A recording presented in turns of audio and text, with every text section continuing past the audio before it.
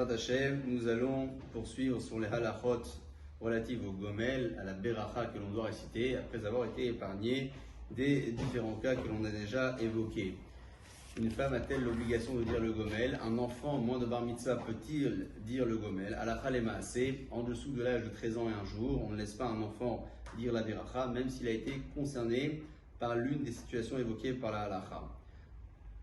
Le papa, en revanche, pourra dire donc la beracha et acquitter son enfant, bien entendu. Qu'en est-il pour la femme qui a une obligation de dire le gomel, notamment après avoir accouché, après s'être sortie d'une longue maladie, après avoir voyagé ou enfin passé les différentes situations que l'on a évoquées précédemment? A-t-elle le devoir ou même la possibilité de le dire?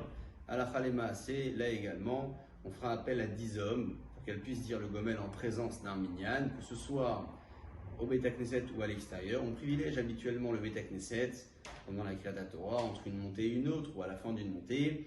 La femme restera dans la Ezrat Nashim et elle dira la beracha fort, de telle sorte à ce que les hommes puissent l'entendre et répondre à cette beracha. Elle pourra donc également le faire en dehors du Beit HaKnesset si jamais elle n'a pas pu se présenter, le faire peut-être dans le cas de la festivité de la Brit Mila ou du Pidyon Haben si elle a un petit peu tardé, dans la mesure où, encore une fois, il y a 10 personnes. Initialement, on conseille de dire cette bracha uniquement en journée et pas la nuit.